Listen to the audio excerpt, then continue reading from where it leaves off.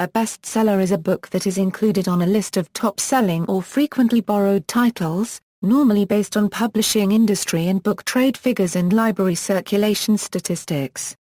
Such lists may be published by newspapers, magazines, or bookstore chains. Some lists are broken down into classifications and specialities. The New York Times bestseller list is one of the best-known bestseller lists for the U.S. This list tracks national and independent bookstores, as well as sales from major internet retailers such as Amazon.com and Barnes & Noble. Other well-known lists are published by Publishers Weekly, USA Today and The Washington Post. In everyday use, the term bestseller is not usually associated with a specified level of sales, and may be used very loosely indeed in publishers' publicity. Books of superior academic value or literary merit tend not to be bestsellers, although there are exceptions. Lists simply give the highest-selling titles in the category over the stated period. Some books have sold many more copies than current bestsellers, but over a long period of time. Blockbusters for films and chart toppers in recorded music are similar terms, although, in film and music, these measures generally are related to industry sales figures for attendance, requests, broadcast plays, or units sold. Particularly in the case of novels, a large budget and a chain of literary agents, editors, publishers, reviewers, retailers, librarians, and marketing efforts are involved in making bestsellers, that is, trying to increase sales.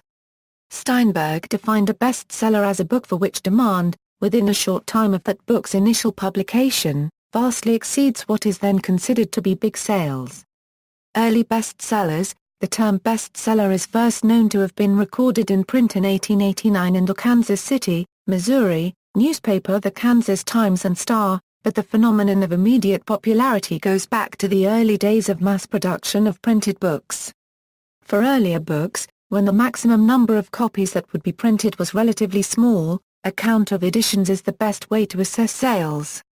Since effective copyright was slow to take hold, many editions were pirated well into the period of the Enlightenment, and without effective royalty systems in place, authors often saw little, if any, of the revenues for their popular works.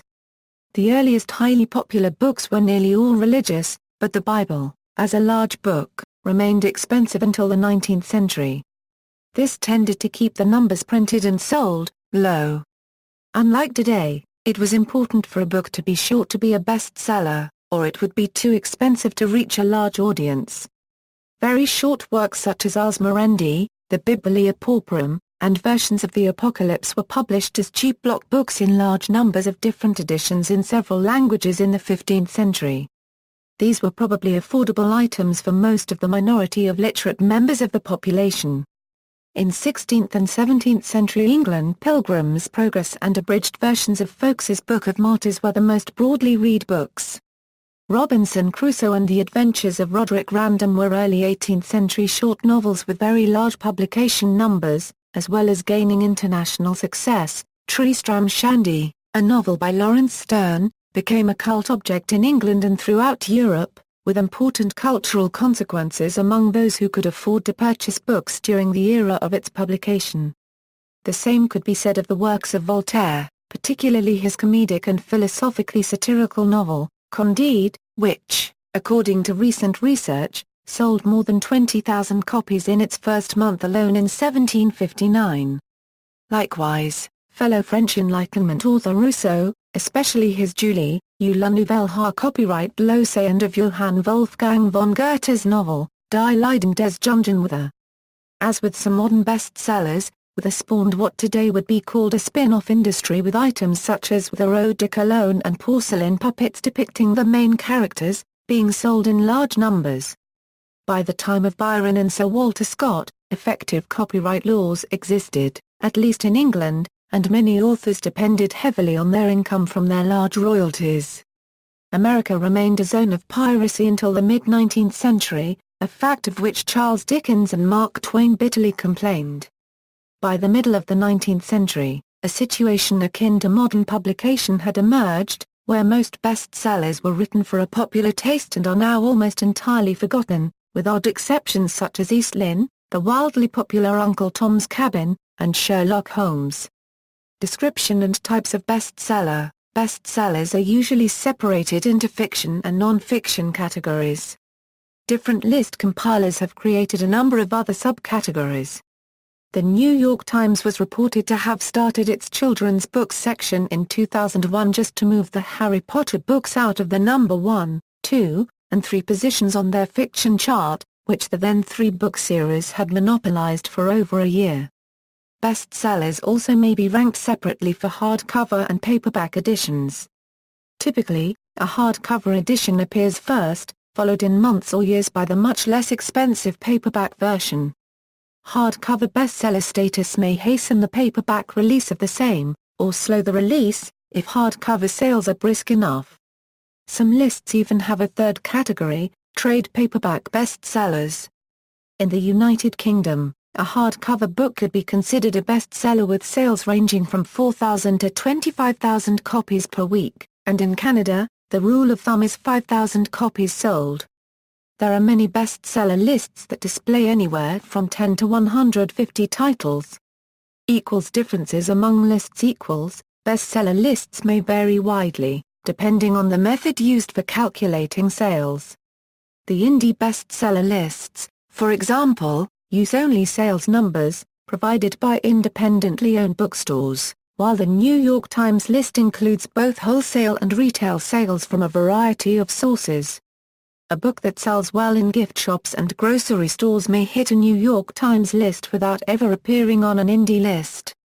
USA Today has only one list, not hardcover paperback, so that relative sales among these categories can be ascertained.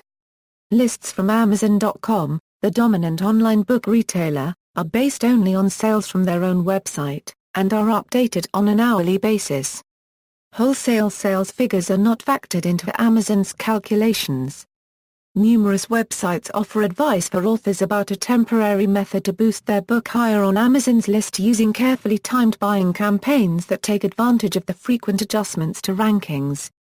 For example, faith healing author Zhigang Shah has used this method to create a number of number 1 bestsellers. The brief sales spike allows authors to tout that their book was an Amazon.com top 100 seller in marketing materials for books that actually have relatively low sales. Eventually book buyers may begin to recognize the relative differences among lists and settle upon which lists they will consult to determine their purchases. The weight and price of a book may affect its positioning on lists. The Amazon.com list tends to favor hardcover, more expensive books, where the shipping charge is a smaller percentage of the overall purchase price or is sometimes free, and which tend to be more deeply discounted than paperbacks. Inexpensive mass-market paperbacks tend to do better on the New York Times list than on Amazon's. Indian publishers weekly separate mass-market paperbacks onto their own list. Category structure affects the positioning of a book in other ways. A book that might be buried on the indie hardcover fiction list could be positioned very well on the New York Times hardcover advice list or the publisher's weekly religion hardcover list. Verifiability. Bestseller reports from companies such as Amazon.com, which appear to be based strictly on auditable sales to the public, may be at odds with bestseller lists compiled from more casual data, such as the New York Times lists survey of retailers and publishers. The exact method for ranking the New York Times bestseller lists is a closely guarded secret. This situation suggests a similar one in the area of popular music. In 1991, Billboard magazine switched its chart data from manual reports filed by stores, to automated cash register data collected by a service called SoundScan. The conversion saw a dramatic shake-up in chart content from one week to the next. Today, many lists come from automated sources. Booksellers may use their POS systems to report automatically to BookSense. Wholesalers such as the giant Ingram Content Group have bestseller calculations similar to Amazon's, but they are available only to subscribing retailers. Barnes & Noble and other large retail chains collect sales data from retail outlets and their websites to build their own bestseller lists. Nielsen BookScan US is perhaps the most aggressive attempt to produce a completely automatic and trusted set of bestseller lists. they claim to be gathering data directly from cash registers at more than 4,500 retail locations, including independent bookstores, large chains such as Barnes & Noble, Powell's Books, and Borders, and the general retailer Costco. Unlike the consumer-oriented lists, BookScan's data is extremely detailed and quite expensive. Subscriptions to BookScan cost up to $75,000 per year, but it can provide publishers and wholesalers with an accurate picture of book sales with regional and other statistical analyses. The making of a bestseller equals, ultimately, having a great number of buyers creates a bestseller. However, there is a distinct making of process that determines which books have the potential to achieve that status. Not all publishers rely on, nor strive for, bestsellers, as the survival of small presses indicates. Large publishing houses, on the other hand, are like major record labels and film studios, and require consistent high returns to maintain their large overhead. Thus, the stakes are high. It is estimated that 200,000 new books are published each year in the U.S., and less than 1% achieve bestseller status. Along the way, major players act as gatekeepers and enablers, including literary agents, editors, publishing houses, booksellers, and the media. The high visibility of an established and best-selling author is paramount in the equation also. In addition to writing the book, an author has to acquire representation and negotiate this publishing chain. At least one scientific approach to creating bestsellers has been devised. In 2004, Didier Sornet, a professor of geophysics and a complex systems theorist at UCLA, using Amazon.com sales data, created a mathematical model for predicting bestseller potential based on very early sales results. This information could be used to identify a potential for bestseller status and recommend fine-tuned advertising and publicity efforts accordingly. In 1995, the authors of a book called The Discipline of Market Leaders colluded to manipulate their book onto the bestseller charts. The authors allegedly purchased over 10,000 copies of their own book in small and strategically placed orders at bookstores whose sales are reported to BookScan.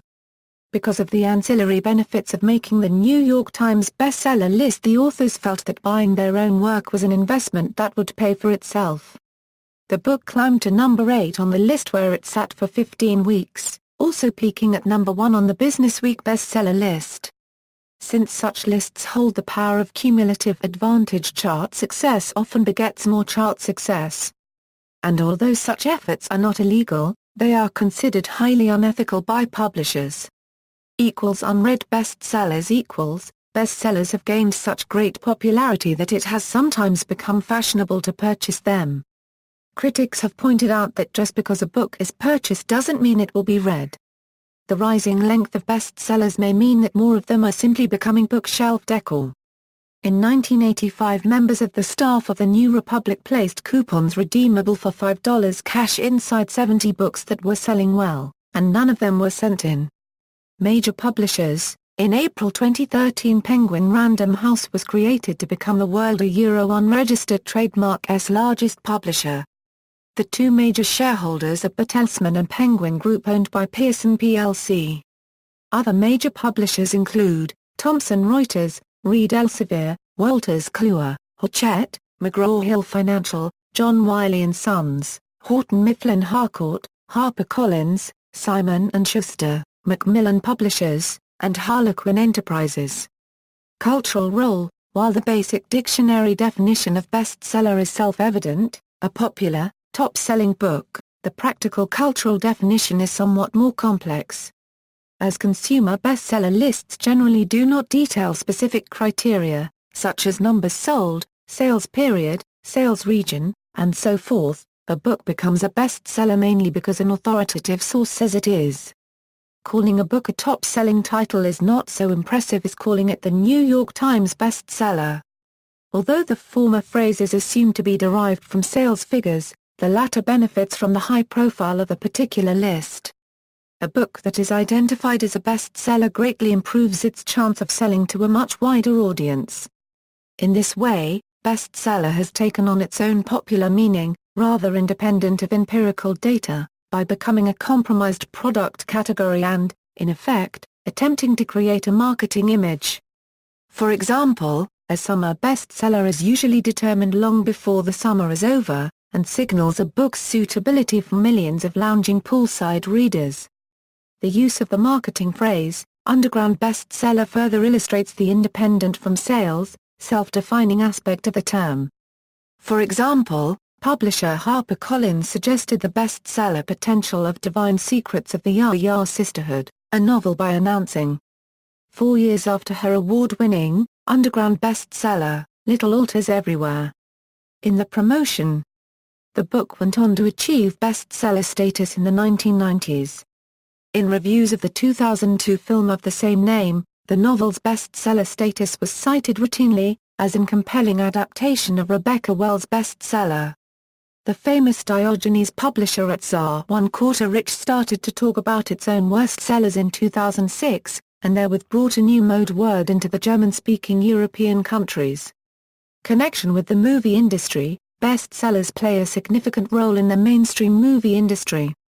There is a long-standing Hollywood practice of turning fiction bestsellers into feature films. Many, if not the majority, of modern movie classics began as bestsellers. On the Publishers Weekly Fiction Bestsellers of the Year charts, we find, number 1, Harry Potter and the Order of the Phoenix, number 3, Jaws, number 2, The Exorcist, number 1, Love Story, number 2, The Godfather, among many others.